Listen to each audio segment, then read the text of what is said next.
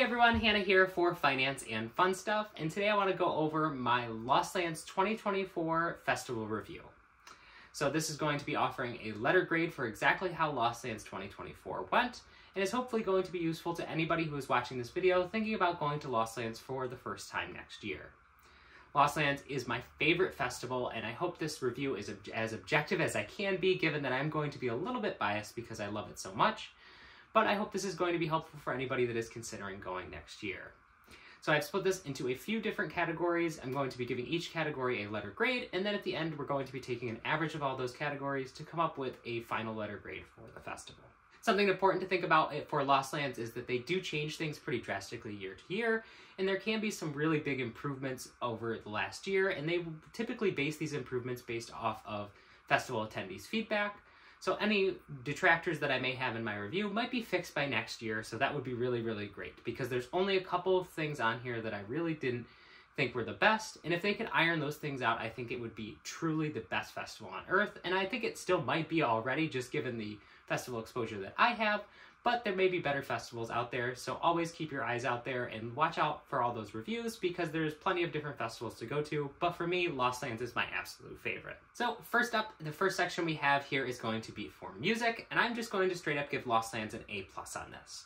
So Lost Lands is a primarily dubstep-focused festival, and you know that going into it. So if you're somebody who does not enjoy really loud wubs and having the bass shake your body, Lost Lands may not be a good fit for you. So there is a bit of variation on the lineup outside of exclusively dubstep, and they do a lot with this dubstep subgenres so that way you're not bored throughout the day, but there is mostly dubstep on this lineup. There is some good representation of drum and bass, house, and other EDM genres on this lineup, and they do throw some vocalists in there as well to kind of give you some variety, which I always personally really love.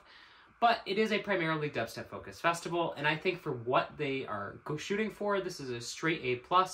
They have all of the big names that come around every year, and they even throw some really big names on there that are special acts that only come to 1 or 2 festivals a year. For instance, this year DJ Snake was on the lineup, which is an artist that hasn't played in a very long time, and he played a very special, aggressive dubstep set for the festival. And they also had Masterhand, which is an insane lineup of a triple back-to-back of Sudden Death and a couple other artists that have only played at Summoning Festival, I believe. So it was really great to see them put the effort into making this lineup as big as they could.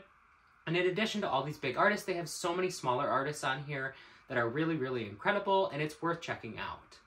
Now, the only thing that I have an issue with in terms of the music on here is going to be the fact that it plays until super, super late, and there are a lot of artists on at 2 or 3 in the morning that I'm really interested in, but I unfortunately can't make that. Now, that's just a problem with my own self-energy, because sometimes it is a little bit difficult to make it that late at night, but if you're somebody who can stay up all hours of the night, there's plenty of music for you. Next, we have production. I'm going to give this a flat A. Every stage at Lost Lands feels like a completely separate stage, and you can tell they take time and care to build these stages out so that way they have their own separate feel and fit the music that is going to be playing on them accordingly. Prehistoric is the biggest stage at Lost Lands, and this is the giant one, which last year had pterodactyls on the side and a giant screen in the middle, so that way artists could be able to show off their visuals and Excision could show off his 3D visuals. Lumpy Woods was also upgraded a little bit this year. It had some great moving dinosaurs throughout the stage design, which was really, really awesome and really added to the vibe.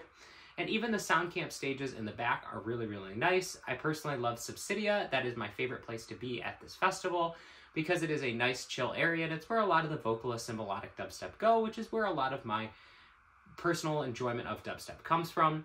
But they also added a third main stage this year, which was the Crater, which was absolutely insane to see live. It's a 360 stage that had an insane number of lasers that bounced off of the arrays on the side of the stage, and so it created this real sky of lasers above you. And although this was a really incredible stage, I did find it got a little too packed sometimes, so that was unfortunate. But regardless, the production at all of these stages is absolutely top-notch, and this year they couldn't have pyro or fireworks due to the fire ban throughout all of Ohio, so they decided to do drone shows instead, and they really put it together really well.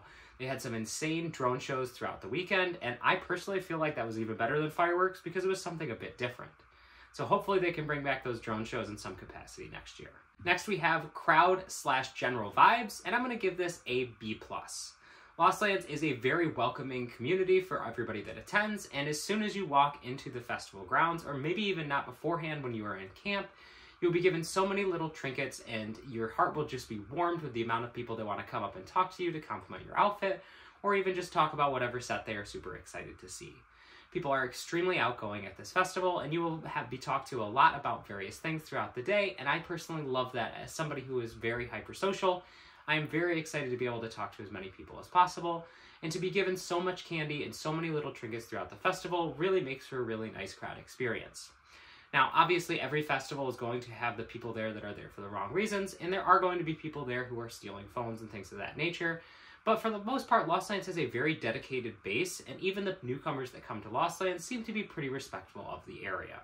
Now, I will say my main detractors for the crowd/vibes was that people were a little bit too hasty to be sitting down really close to the front of the stage.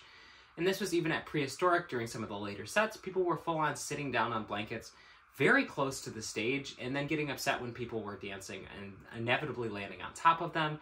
I don't think you should be sitting down anywhere near the front of the stage. I think there is a great way to be able to sit down farther in the back, and I think Lost Lands accommodates this really well with the hill and some other spots in the back. If you go behind Bessie, that's a great spot to sit down, and you can still see the stage when you stand up. I think that's a great compromise. But people sitting down all the way in the front and then getting upset about people dancing on top of them is really quite ridiculous. I understand you may not want to lose your spot, but at the end of the day, that's the gamble you're taking if you want to take a breather. So just do like everybody else does and go out of the festival, out of the main area near the stage, and take a breather somewhere else so you can get your rest in. Now, I will say the crowd and vibes here are immaculate until the end of the night when the bathroom crowd gets really, really bad, and I will be discussing that a little bit more in the accessibility section later on. Next, we have camping. This I'm going to give Lost Lands an A- on. Lost Lands has some of the best camping in the festival game, and it's really apparent from the moment you enter the campgrounds. There are so many food vendors and places to shop without the marketplace area that is right next to the festival entrance. And even if you are outside of the festival area, they do a good job of having nests so you can take showers and things like that. So that way you feel like you are supported even if you are on the outskirts of the campground site. Now, there's also a silent disco that runs all throughout the night and has plenty of stuff going on. And there are even plenty of activations throughout the campgrounds. They had a giant dome with an art installation in it, which was really, really awesome to see. And there are plenty of different things to do, such as the High Score Gaming Lounge, which allows you to play video games throughout the night if you are bored or don't want to go to bed. And so there are plenty of different things to do throughout the campgrounds. Check-in into the festival was really great, and they were very speedy and efficient. Unfortunately, that is where it ends in terms of the check-in being a great process. We got to the point where we wrapped around the Grove stage, and then they started pushing people to the left or to the right, and it seemed like every few cars they were kind of switching off.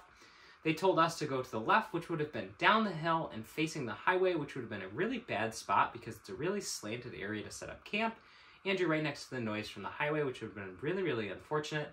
Fortunately, my friends in the car in front of me convinced the person to allow us to be able to camp on the right side, where there was a much less steep hill, and it made access to the festival grounds way easier. But I do think that those spots that we did get fortunate enough to get placed into should have been the ones that were filled first. They should have filled all of those spots and then went through the ones on the hillside.